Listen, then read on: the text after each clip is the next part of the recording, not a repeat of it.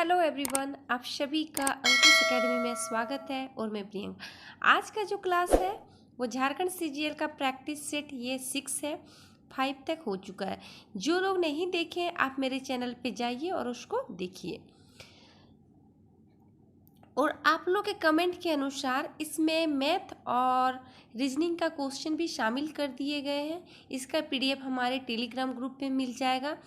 आप लोग मैथ और रीजनिंग का प्रैक्टिस कीजिएगा। जो क्वेश्चन आप लोग से नहीं बनेगा वो हमको कमेंट करके बता दीजिएगा, हम आपको बता देंगे। तो चलिए शुरू करते हैं। सबसे पहले जो क्वेश्चन है इसमें वो झारखंड सामान्य ज्ञान से है। तो क्वेश्चन नंबर 1, बुद्धू भगत का चोरैया के जमींदार परिवार के भानु सिंह के साथ किस बात को लेकर मतभेद हुआ था? तो किस बात को लेकर मतभेद हुआ? तो ये जनेऊ धारण को लेकर। तो 1 का जो आंसर होगा वो सी। क्वेश्चन नंबर 2, झारखंड में निम्न में से कौन सी जनजाति सबसे प्राचीन है? तो झारखंड में सबसे जो प्राचीन जनजाति माना जाता है वो किसको माना जाता है? असुर जनजाति को। किसको? असुर जनजाति। तो 2 का जो आंसर है वो ए। क्वेश्चन नंबर 3, संथाल समुदाय में भगदो प्रजा शब्द किसके लिए प्रयोग किया गया?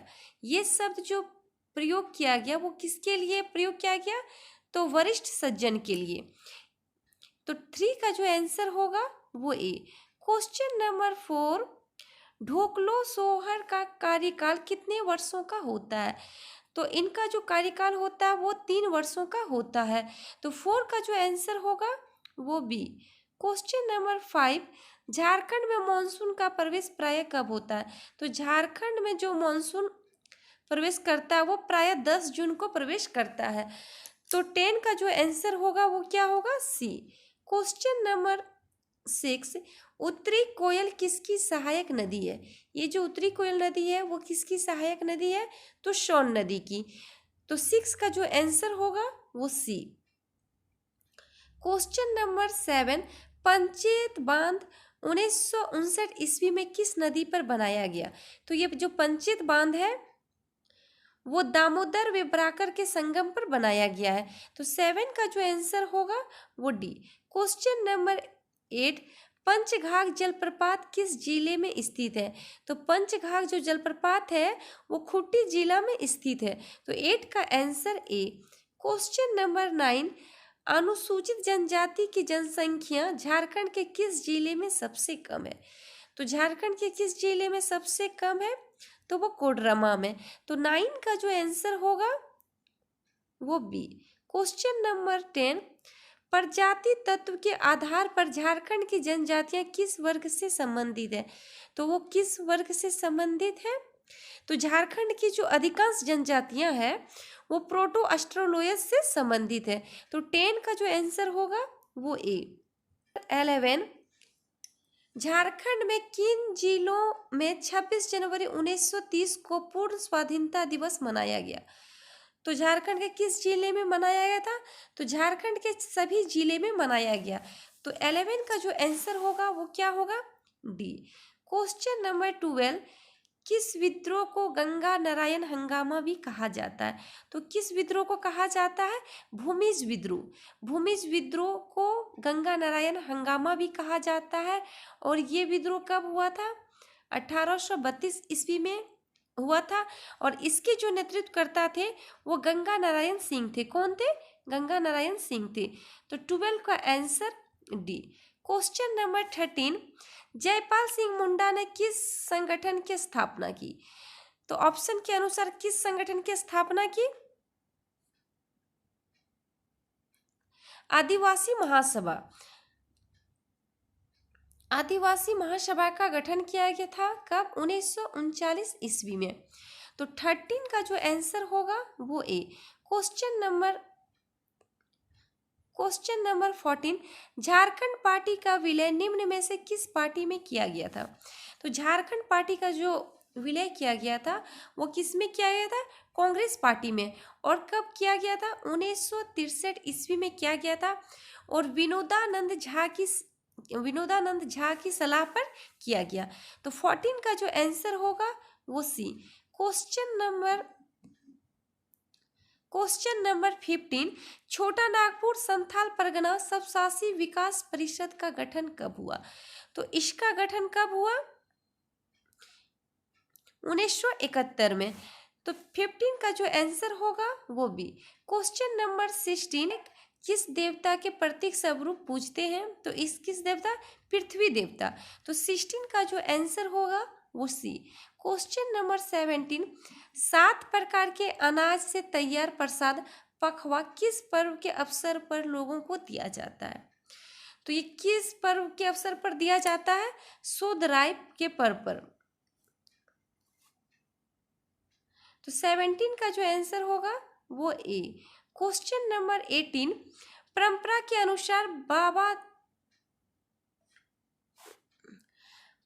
के अनुसार बाबा धाम की यात्रा तक संपूर्ण नहीं मानी जाती जब तक डैश के दर्शन नहीं किए जाते। तो ये अगर परंपरा के अनुसार जो बाबा धाम ये बैजनाथ धाम है देवघर में, वहाँ की यात्रा को तब तक संपूर्ण नहीं माना जाता है जब तक इसमें बासुकीनाथ धाम की यात्रा नहीं की जाती है तब तक। तो 18 का जो आंसर होगा वो क्या होगा? B. Question number 19, Jharkhand judicial academy की स्थापना कब की गई? तो इसकी स्थापना 2002 में की गई। तो 19 का जो आंसर होगा वो ए। क्वेश्चन नंबर 20, भारत में तसर रेशम का सबसे बड़ा उत्पादक राज्य है। तो भारत में जो सबसे बड़ा तसर उत्पादन है वो कौन सा राज्य है? झारखंड। तो 20 का जो आंसर होगा वो डी। क्वेश्चन नंबर 21, झारखंड में पहाड़ियों की मलिका के नाम से कौन सा स्थान प्रसिद्ध है? तो कौन सा स्थान प्रसिद्ध है? नेत्रहाट। और ये नेत्रहाट कहाँ पे है?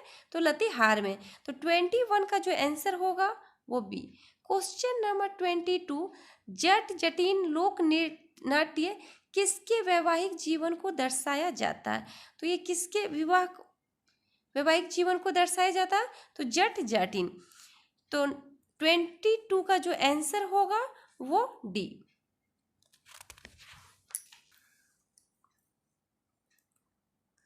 क्वेश्चन नंबर 23, भारतीय संविधान की 8वीं अनुसूची में स्थान पाने वाली झारखंड की एकमात्र क्षेत्रीय भाषा है। तो झारखंड की एकमात्र क्षेत्रीय भाषा कौन सा है जो संविधान की 8वीं अनुसूची में स्थान मिला है? तो वो संथाली है। तो 23 का जो आंसर होगा वो ए। क्वेश्चन नंबर 24, कौन सा वाद्य यंत्र गोपी यंत्र के नाम से जाना जाता है? तो वो कौन सा यंत्र है? एक तारा। तो 24 का जो आंसर होगा वो सी, और इसमें सिर्फ एक तार लगा होता है। तो 24 का answer C. Question number 25, Jharkhand के किस मंदिर को पत्थर पर लिखी कविता की संज्ञा दी जाती है? तो किस मंदिर को? सूर्य मंदिर रांची का। तो 25 का जो आंसर होगा वो बी। क्वेश्चन नंबर 26, जिनगिक-टो नामक उपन्यास की रचना किसने की? तो इस उपन्यास की रचना किसने की? चितरंजन मोहतो। तो 26 का जो आंसर होगा वो बी। क्वेश्चन नंबर 27, निम्न में से किसने लीला खोरा खखेल नामक पुस्तक की रचना की? तो वो किसके द्वारा इस पुस्तक की रचना की है? तो रेवहॉन, W.C. आर्चर और धर्मदास लकड़ा के द्वारा इस पुस्तक की रचना की। तो 27 का जो आंसर होगा वो डी। क्वेश्चन नंबर 28, रांची में स्थापित भारी मशीन निर्माण संयंत्र की स्थापना किस देश के सहयोग से की गई थी? तो किस देश के सहयोग से की गई है? तो रूस के सहयोग से की गई है, रूस के सहयोग से। तो 28 का जो आंसर होगा वो ए। क्वेश्चन नंबर 29, झारखंड का भारी उद्योग वाला जिला। तो झारखंड का जो भारी उद्योग वाला जिला है वो कौन सा है? रांची। तो 29 का आंसर डी। क्वेश्चन नंबर 30, पागल खाना नामक नाटक के लेखक कौन है? तो इसके लेखक कौन है? अशोक कुमार अंचल। तो 30 का जो आंसर होगा वो ए। क्वेश्चन क्वेश्चन नंबर 31, किस मिशन ने 1899 ईस्वी में हजारीबाग में संत कोलंबस कॉलेज खोला, जो अविभाजित बिहार का सबसे पुराना कॉलेज है? तो वो कौन सा था? Dublin university mission. तो 31 का जो आंसर होगा वो सी। क्वेश्चन नंबर 32, झारखंड का कौन सा महाविद्यालय विश्वविद्यालय स्तर का है? तो वो कौन सा है? ISM धनबाद। तो 32 का जो आंसर होगा वो बी। और इसकी स्थापना कब की गई थी? 1926 ईस्वी में इसकी स्थापना की गई। तो 32 का जो आंसर होगा वो बी।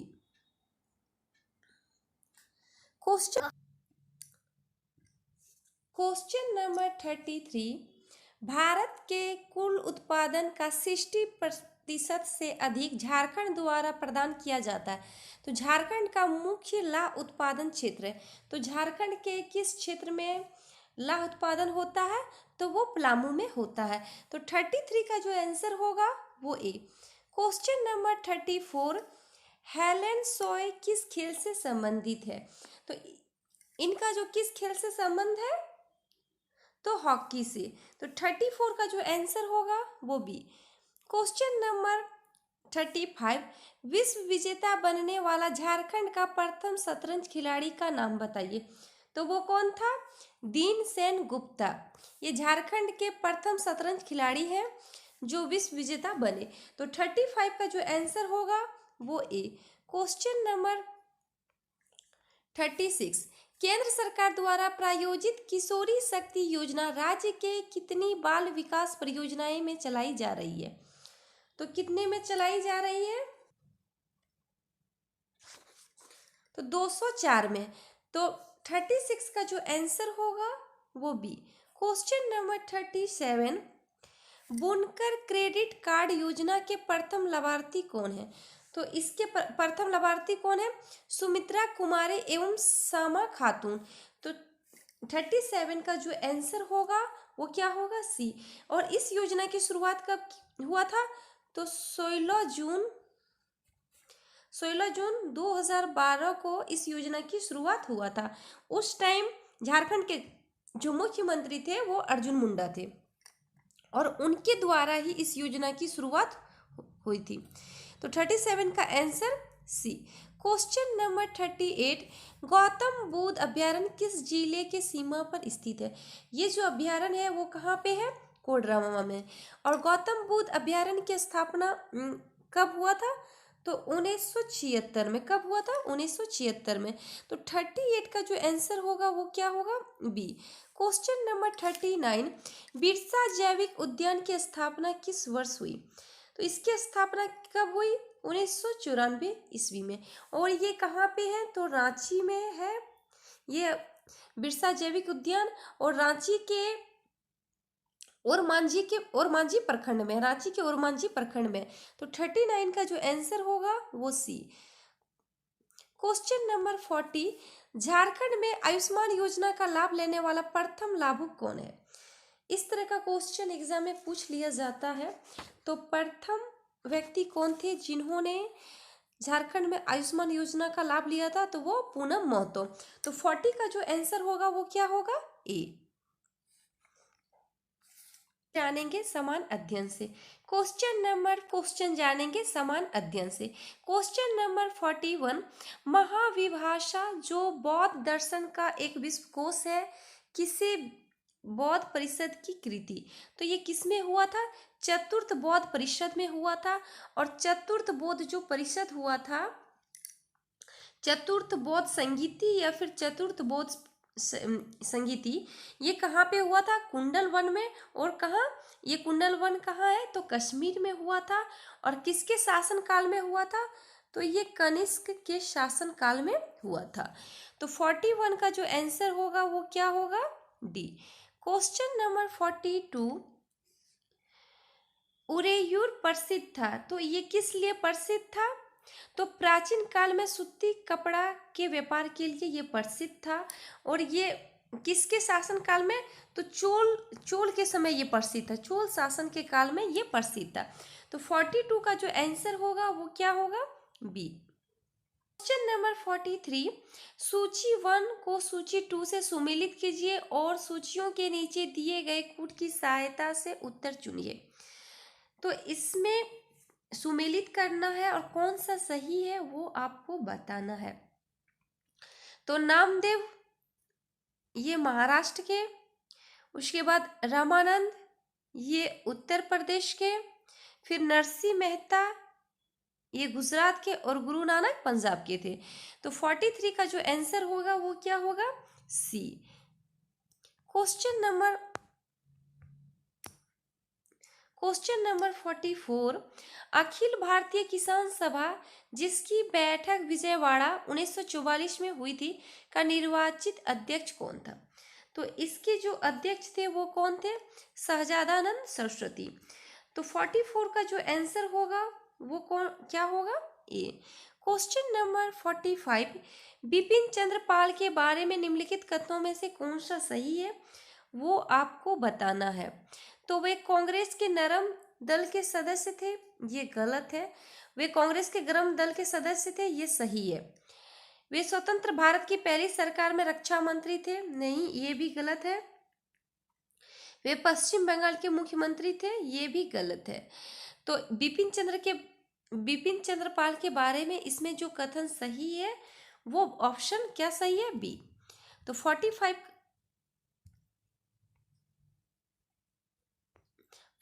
का जो आंसर होगा वो बी। क्वेश्चन नंबर 46, डांडी मार्च किससे संबंध है? तो डांडी मार्च या फिर डांडी यात्रा, इससे हर क्वेश्चन बन ही जाता है। तो ये सविनय अवज्ञा आंदोलन से संबंधित है। और डांडी मार्च कब शुरू हुआ था? तो 12 मार्च 1930 को शुरू हुआ। एक वीडियो में लाना चाहती हूँ महात्मा गांधी से जुड़े महत्वपूर्ण आंदोलन। आप लोग को अगर उस तरह का वीडियो चाहिए तो आप लोग बताइए, कमेंट में ज़्यादा से ज़्यादा बताइएगा। महात्मा गांधी से जितने भी जुड़े आंदोलन हैं उससे सारे क्वेश्चन रहेंगे, सारा इम्पोर्टेंट पॉइंट रहेगा जो कि एग्जाम में क्वेश्चन बनता है। तो अगर आप लोग कमेंट करेंगे तो वो वीडियो लाएंगे। तो देखते हैं कल कमेंट अगर ज़्यादा आता है तो ज़रूर बनाएंगे। तो उसी को डांडी मार्च के नाम से भी जाना जाता है। तो 46 का जो आंसर होगा वो ए। क्वेश्चन नंबर 47, निम्नलिखित में से किसके द्वारा भारत के नियंत्रक एवं महालेखक परीक्षक के पद सृजन किया गया था? तो ये किसके द्वारा किया गया था? संविधान सभा द्वारा। और संविधान के किस अनुच्छेद में इसका वर्णन है? तो अनुच्छेद 148 में इसका वर्णन है कि भारत का एक नियंत्रक महालेखक परीक्षक होगा और जिसकी नियुक्ति कौन करेगा? तो भारत के राष्ट्रपति। तो 47 का जो आंसर होगा वो क्या होगा? बी। क्वेश्चन नंबर 48, निम्नलिखित में से किस वाद में उच्चतम न्यायालय ने यह धारणा व्यक्त की थी, मूल अधिकार व्यक्ति को जैसे उसे सबसे अच्छा लगे उस तरह अपनी जिंदगी की रूपरेखा तैयार करने के लिए सक्षम बनाते हैं? तो किसमें ये धारणा की थी? गोलकनाथ बनाम स्टेट ऑफ पंजाब में। तो 48 का जो आंसर होगा वो बी। क्वेश्चन नंबर 49, निम्नलिखित में से कौन संवैधानिक प्राधिकरण है वो आपको बताना है। तो नंबर 1 राज्य निर्वाचन आयोग, ये संवैधानिक प्राधिकरण है।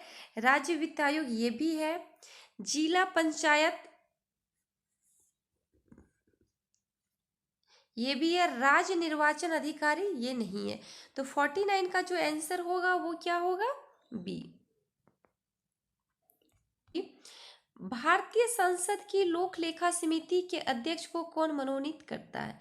तो ये कौन मनोनीत करता है? भारतीय संसद। यहाँ पे देखिए पूछा गया संसद की लोक लेखा समिति का अध्यक्ष, तो इसको लोकसभा का अध्यक्ष मनोनीत करता है। तो 50 का जो आंसर होगा वो क्या होगा? ए। क्वेश्चन नंबर 51, भारत में निम्नलिखित राज्यों के बनाने का सही कालानुक्रम की पहचान नीचे दिए गए कूट से कीजिए। तो इसमें आपको बताना है कि कौन सा राज्य का सबसे पहले गठन हुआ, उसके बाद हुआ, उस तरह आपको बताना। तो सबसे पहले भाषाई के आधार पर कौन सा राज्य बना था? तो आंध्र प्रदेश। ये कब बना था? 1953 में। उसके बाद हरियाणा, हरियाणा कब बना था? 1966 में। उसके बाद कौन सा? हिमाचल प्रदेश, ये 1971 में। उसके बाद सिक्किम 1975 में। तो 51 का जो आंसर होगा वो क्या होगा? बी।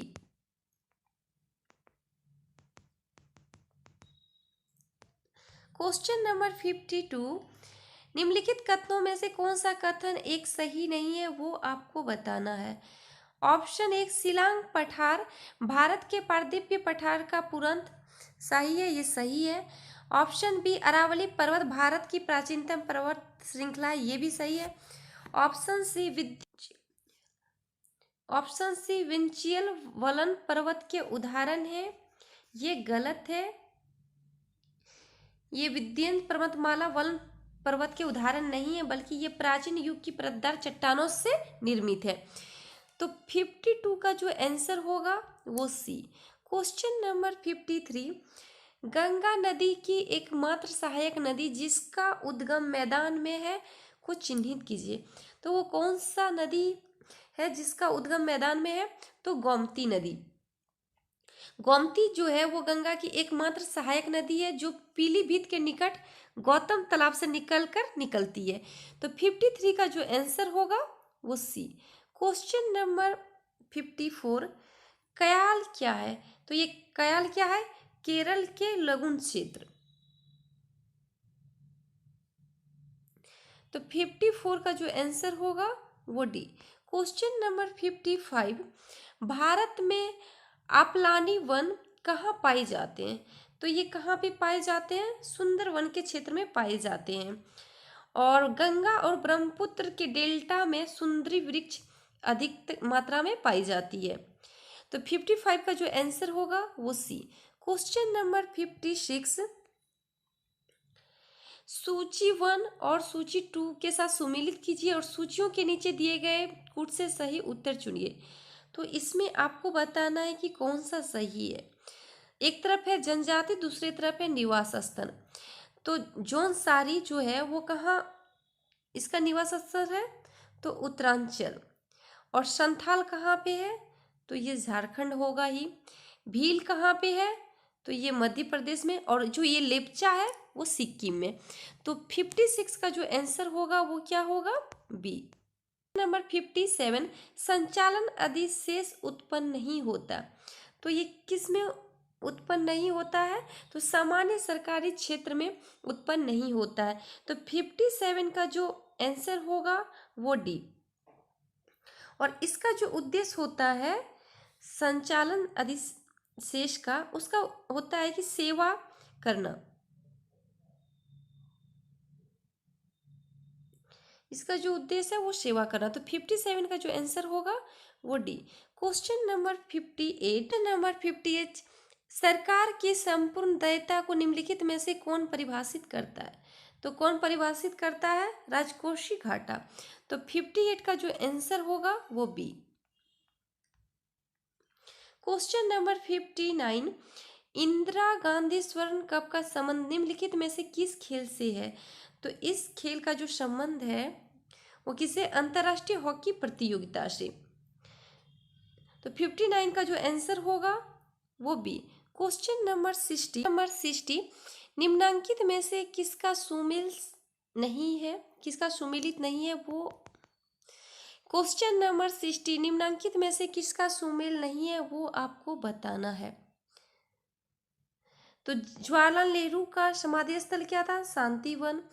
LB शास्त्री का था विजय घाट, ये सही है। इंदिरा गांधी का शक्ति स्थल, ये भी सही है। राजीव गांधी का कर्म भूमि नहीं होगा। राजीव गांधी का जो था वो क्या था? वीर भूमि।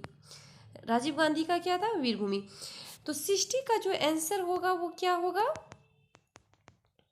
डी।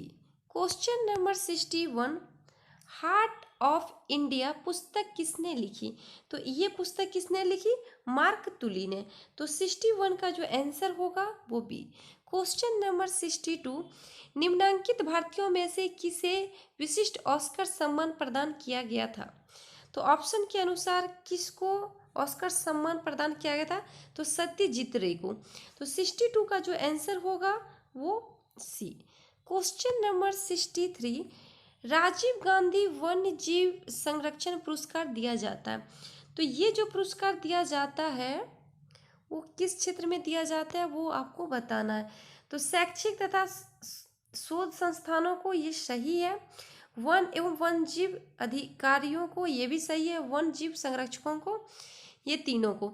तो 63 का जो आंसर होगा वो क्या होगा, डी। 64 T20 क्रिकेट में सर्वाधिक रन बनाने वाले बल्लेबाज कौन है? तो बल्लेबाज कौन है, क्रिस गेल। तो 64 का जो आंसर होगा वो B. Question number 65, drugs controller general of India ने कोविड-19 के खिलाफ दुनिया के पहले किस डीएनए वैक्सीन को मंजूरी दी थी? तो किसको दी थी, वाइकॉप्स डी को। तो वाइकॉप डी को। तो 65 का जो आंसर होगा वो सी। क्वेश्चन नंबर 66, भारत की भीम यूपीआई को अपनाने वाला पहला पड़ोसी देश कौन है? तो पहला पड़ोसी देश कौन था, भूटान। तो 66 का जो आंसर होगा वो ए। क्वेश्चन नंबर 67, टोक्यो ओलंपिक 2021 में इस बार कुल कितने नए खेल पहली बार शामिल किए गए? तो कितने खेल को शामिल किया गया, 4 नए खेल को शामिल किया गया। तो 67 का जो आंसर होगा वो सी। क्वेश्चन नंबर 68, भारत के खादी प्राकृतिक पेंट के ब्रांड एम्बेसडर कौन है? तो इसके ब्रांड एम्बेसडर कौन है, नितिन गडकरी। तो 68 का जो आंसर होगा वो डी। क्वेश्चन नंबर 69, महिला एशियाई फुटबॉल कप 2022 का आयोजन कहाँ होगा? ये भारत में होगा। तो 69 का जो आंसर होगा वो बी। क्वेश्चन नंबर 70, अंतर्राष्ट्रीय जलवायु शिखर सम्मेलन 2021 पर आयोजित सम्मेलन की मेजबानी किस देश ने की? तो इसकी मेजबानी किस देश ने की, ये भारत ने की। तो 70 का जो आंसर होगा वो क्या होगा, बी।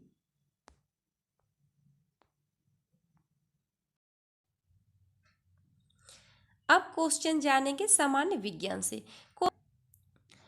क्वेश्चन नंबर 71, नव आविष्कृत उच्च ताप अतिचालक है, तो वो कौन सा है, सिमेरिक ऑक्साइड्स। तो 71 का जो आंसर होगा वो सी। क्वेश्चन नंबर 72, इनमें से किसे ना तो बनाया जा सकता है और न ही नष्ट किया जा सकता है, तो वो कौन सा चीज़ है जो ना ही बनाया जा सकता है और न ही नष्ट किया जा सकता है? तो ऊर्जा। कौन सा है, ऊर्जा। ऊर्जा जो है वो संरक्षण नियम के अनुसार ऊर्जा को ना तो उत्पन्न किया जा सकता है और न ही नष्ट किया जा सकता है। तो 72 का जो आंसर होगा वो ए। क्वेश्चन नंबर 73, यदि एक बंदूक से गोली चलाई जाती है और बंदूक पीछे की ओर आती है तो बंदूक की गतिज ऊर्जा क्या होगी? तो बंदूक की गतिज ऊर्जा क्या होगी, वो गोली से कम होगी। जब कोई एक बंदूक से गोली चलाई जाती है और बंदूक पीछे की ओर धक्का मारती है तो बंदूक की जो गतिज ऊर्जा होती है वो गोली से कम होती है। तो 73 का जो आंसर होगा वो डी। क्वेश्चन नंबर 74, यदि दिए गए वेग पर किसी ध्वनि तरंग की आवृत्ति बढ़ाई जाए तो इसके तरंग दैर्ध्य पर क्या प्रभाव पड़ता है? तो क्या प्रभाव पड़ता है, इसकी तरंग दैर्ध्य में कमी होती है। तो 74 का जो आंसर होगा वो डी। क्वेश्चन नंबर 75, ऐसी वस्तुएं जो खुद प्रकाश उत्पन्न नहीं करती उन्हें क्या कहा जाता है? तो क्वेश्चन पूछा गया है कि कौन सी ऐसी वस्तुएं जो खुद से प्रकाश उत्पन्न नहीं करती है, तो वो क्या कहलाती है, अप्रतीत वस्तुएं, और वो खुद से प्रकाश उत्पन्न नहीं करती है। तो एग्जाम्पल में क्या होगा, जैसे कुर्सी हो गया, मेज हो गया, टेबल हो गया, ये लोग खुद से प्रकाश उत्पन्न नहीं करते। तो 75 का जो आंसर होगा वो सी। क्वेश्चन नंबर 6, कार्बन डाइऑक्साइड के सभी नमूनों में 3:8 के द्रव्यमान अनुपात में कार्बन और ऑक्सीजन होती है, यह डैश के नियम के साथ सहमति है। तो किस नियम के साथ सहमति है? तो लगातार समानुपात, तो 76 का जो आंसर होगा वो बी। क्वेश्चन नंबर 77, धातुओं की पतली चादरों के रूप में परिवर्तित किए जाने की क्षमता को क्या कहा जाता है? तो क्या कहा जाता है? आघातवर्तीनीयता। तो 77 का जो आंसर होगा वो डी। क्वेश्चन नंबर 78, द्रव के ठोस में परिवर्तन की प्रक्रिया को क्या कहा जाता है? तो क्या प्रक्रिया कहा जाता है? हिमीकरण कहा जाता है। द्रव का ठोस में परिवर्तन हिमीकरण कहलाता है। तो 78 का आंसर। क्वेश्चन नंबर 79, निम्नलिखित धातुओं में से सबसे अधिक प्रतिक्रियाशील है। तो सबसे अधिक प्रतिक्रियाशील कौन सा है? वो कैल्शियम। तो 79 का जो आंसर होगा वो ए। क्वेश्चन नंबर 80, लोहा जो कि गुणों में कोबाल्ट और निकेल जैसा होता है को इन तत्वों से बहुत दूर रखा गया है। यह किसकी कमियों में से एक था? तो किसकी कमियों से? न्यूक्लियस का ऑक्टेशन नियम के द्वारा। तो 80 का जो आंसर होगा वो बी। क्वेश्चन नंबर 81, वृक्षों में सामग्री के परिवहन में सहायक ऊतकों को क्या कहा जाता है? तो क्या कहा जाता है? संवहनी ऊतक कहा जाता है। तो 81 का जो आंसर होगा वो बी। क्वेश्चन नंबर 82, मेंडल ने F1 पीढ़ी के पौधों से F2 वंशज डैश की पद्धति द्वारा प्राप्त किया। तो किसके द्वारा किया गया? स्वपरागण। और ये जो ग्रेगर जॉन मेंडल थे, इनको आनुवंशिक का जनक कहा जाता है। किसका जनक माना जाता है? तो आनुवंशिक का जनक माना जाता है। और इन्होंने आनुवंशिकी के लिए मटर के पौधों का प्रयोग किया। किस पौधों का प्रयोग किया? तो मटर के पौधों का प्रयोग किया। ये भी क्वेश्चन बहुत बार पूछा गया है। तो 82 का जो आंसर होगा वो ए। क्वेश्चन नंबर 83, जीवधारियों में नई प्रजाति का क्रमिक विकास करने की संभावना इनमें से किसकी अधिक है? तो वो किसकी अधिक है? द्विवर्ण अणुओं का विभाजन। तो 83 का जो आंसर होगा वो ए। क्वेश्चन नंबर 84, जंतुओं का कौन सा समूह विशेष रूप से मुक्त रूप से रहने वाली समुद्री जीव है? तो वो कौन सा है? एकिनोडर मेटा। तो 84 का जो आंसर होगा वो बी। क्वेश्चन नंबर 85, मानव शरीर में निम्न में से किसका आकार सबसे बड़ा है? तो मानव शरीर में जो सबसे बड़ा आकार है वो किसका? यकृत। और जो यकृत है वो मानव शरीर की सबसे बड़ी ग्रंथि है, सबसे बड़ी ग्रंथि है। तो 85 का आंसर बी। क्वेश्चन नंबर 86, आंतरिक गति निर्धारक मानव शरीर के निम्नलिखित अंगों में से कहाँ स्थिर होता है? तो वो कहाँ स्थिर होता है? दिल में। तो 86 का जो आंसर होगा वो बी। क्वेश्चन नंबर 87, निम्नलिखित में से कौन सी नालिका है जो दिल से निकलती है और शरीर के विभिन्न अंगों में रक्त संचारित करती है? तो वो किसके द्वारा होता है? धमनी के द्वारा होता है। तो 87 का जो आंसर होगा वो सी। क्वेश्चन नंबर 88, रेनवियर के नोट्स सूक्ष्म रिक्त स्थान होते हैं जो डैश में पाया जाता है। तो वो किसमें? तो माइलियन कृत में पाया जाता है। तो 88 का जो आंसर होगा वो ए। क्वेश्चन नंबर 89, भाषा जो एक कंप्यूटर समझ सकता है वो है। तो वो कौन सा है? कंप्यूटर जो भाषा समझ सकता है वो मशीनी भाषा समझ सकता है। तो 89 का जो आंसर होगा वो B. Question number 90, mobile phone का उपयोग करके धन हस्तांतरण करने वाली प्रक्रिया को कहा जाता है। तो क्या कहा जाता है? IMPS कहा जाता है। तो 90 का जो आंसर होगा वो क्या होगा? सी। ये जो बुक है इसमें बहुत हर सेट में कुछ ना कुछ गलतियां रहती ही है। पता नहीं, गलतियां को तो बुक में हो ही जाती है, मगर जो भी क्वेश्चन का हमको डाउट लगता है उसका आंसर हमको जो आता है वो आंसर आपको बताते हैं। तो आप लोग अगर इसका आंसर सेट बना के इसका आंसर जो मिलाइएगा सेट से, तो उसमें कुछ भी आंसर गलत होगा। अब क्वेश्चन कंप्यूटर से। क्वेश्चन नंबर 131, उपयोगकर्ता दस्तावेज को जो नाम देता है उसे कहते हैं। तो उपयोगकर्ता दस्तावेज को क्या नाम देता है? File name. और जो फाइल नेम है एक विशिष्ट नाम होता है जो हम कोई भी फाइल का नाम देते हैं। तो 131 का जो आंसर होगा वो क्या होगा? ए। क्वेश्चन नंबर 132, एक प्री डिज़ाइन डॉक्यूमेंट है जिसमें कोऑर्डिनेटिंग फॉन्ट, लेआउट और बैकग्राउंड होता है, तो वो किस में होता है? टेम्पलेट में। तो 132 का जो आंसर होगा वो डी। क्वेश्चन नंबर 133, कुछ कट करने के लिए कौन सा कीबोर्ड शॉर्टकट इस्तेमाल होता है? तो कुछ कट करने के लिए किसका इस्तेमाल होता है? Ctrl+X। ये होता है कि किसी भी टेक्स्ट या फाइल को कट करने के लिए हम Ctrl+X इस्तेमाल करते हैं।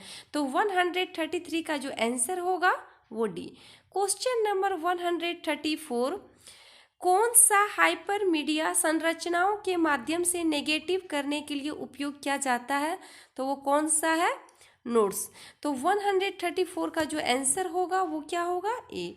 Question number 135, Microsoft PowerPoint एक डैश है, तो ये क्या है? प्रस्तुति प्रोग्राम।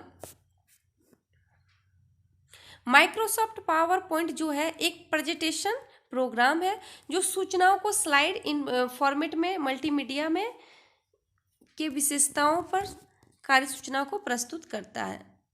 135 का जो आंसर होगा वो डी। क्वेश्चन नंबर 136, Y2K नई शताब्दी की एक समस्या थी जो डैश से संबंधित थी, तो वो किससे संबंधित है? कंप्यूटर से संबंधित है। तो 136 का आंसर क्या होगा? ए। नंबर 137, दो से अधिक विकल्पों में से चयन करने के लिए निम्नलिखित में से किस कथन का प्रयोग किया जाता है? तो किसका प्रयोग किया जाता है? स्विच का। तो 137 का जो आंसर होगा वो B. Question number 138, light pen क्या है? ये क्वेश्चन बहुत बार हो चुका है। जो लाइट पेन है वो एक प्रकार का इनपुट डिवाइस है। क्या है? इनपुट डिवाइस है। तो 138 का जो आंसर होगा वो बी। क्वेश्चन नंबर 139, निम्न में से कौन सी कंप्यूटर की इनपुट इकाई है? तो इसमें कौन सी कंप्यूटर की इनपुट इकाई है वो आपको बताना है। तो प्रिंटर क्या है? ये आउटपुट है। प्लॉटर क्या है? ये भी आउटपुट है। और माउस जो है ये इनपुट है। माउस जो है वो इनपुट है। तो 139 का जो आंसर होगा वो सी। क्वेश्चन नंबर 140, बिट्स कोड को दशमलव अंकों में BCD कोडिंग स्कीम का उपयोग करता है। तो BCD क्या होता है? Binary coded decimal. तो ये कितने बिट में होता है? 4 बिट। तो 140 का जो आंसर होगा वो ए। क्वेश्चन नंबर 141, कंप्यूटर में द्वितीय संग्राहक। क्वेश्चन नंबर 141, कंप्यूटर में द्वितीयक संग्रहण सिस्टम के रूप में निम्नलिखित में से किसका प्रयोग किया जाता है? तो किसका प्रयोग किया जाता है? फ्लॉपी।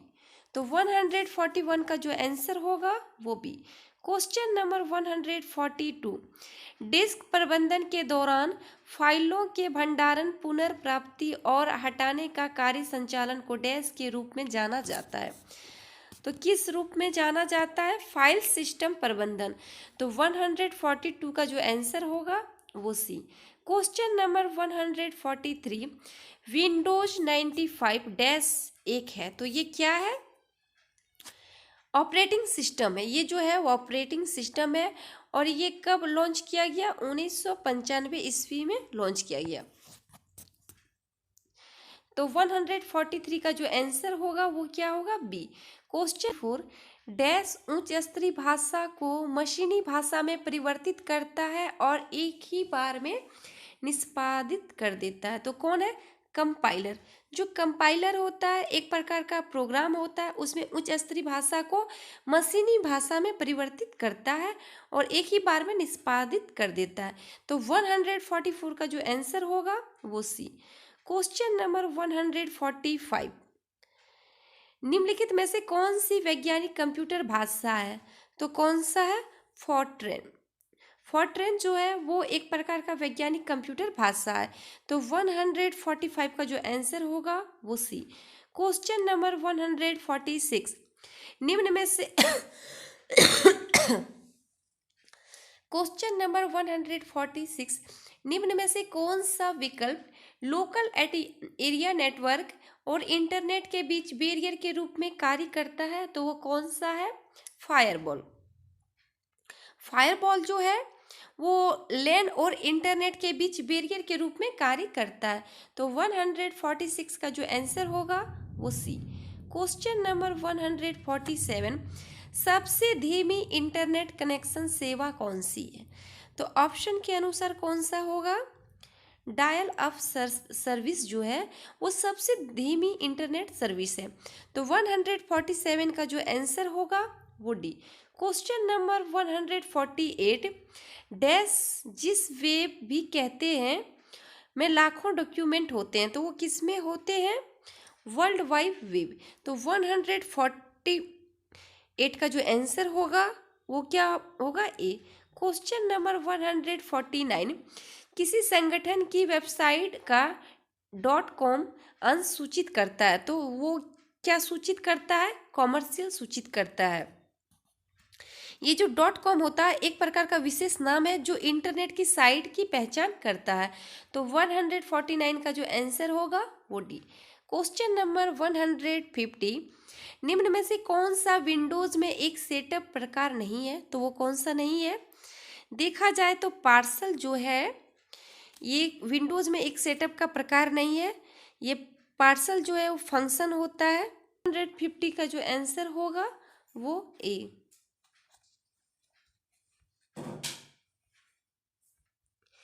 ये प्रैक्टिस सेट 6 था और आप लोग के कमेंट के अनुसार इसमें मैथ और रीजनिंग का क्वेश्चन भी शामिल कर दिए, जिसका पीडीएफ हमारे टेलीग्राम ग्रुप पे मिल जाएगा। क्योंकि मैथ का जो क्वेश्चन है वो मोबाइल में बताने के लिए पॉसिबल नहीं होता है और वाइट बोर्ड में भी बताने के लिए पॉसिबल नहीं होता है, क्योंकि वाइट बोर्ड में एक क्वेश्चन को बताएंगे तो पूरा बोर्ड कंप्लीट भर जाएगा, फिर दूसरा लिखो तो वो थोड़ा टाइम ज़्यादा लगता है। तो आप लोग अपने अनुसार इसका मैथ का सारा क्वेश्चन अगर जो क्वेश्चन सॉल्व नहीं होगा वो हमसे पूछ लीजिएगा, हम अलग से बना के उसका वीडियो भेज देंगे। अगर किन्हीं से कोई भी मैथ का क्वेश्चन नहीं बनता है वो हमसे पूछ सकते हैं, मैथ और रीजनिंग। बाकी इधर का जो जीके है वो अच्छे से अपना तैयारी कीजिएगा और आप लोग इसको ज़्यादा से ज़्यादा शेयर कीजिए और आप लोग मेरे चैनल से जुड़े रहिए। और इस तरह का वीडियो पाने के लिए आप मेरे चैनल को सब्सक्राइब कीजिएगा, लाइक कीजिएगा और शेयर कीजिएगा। Thank you.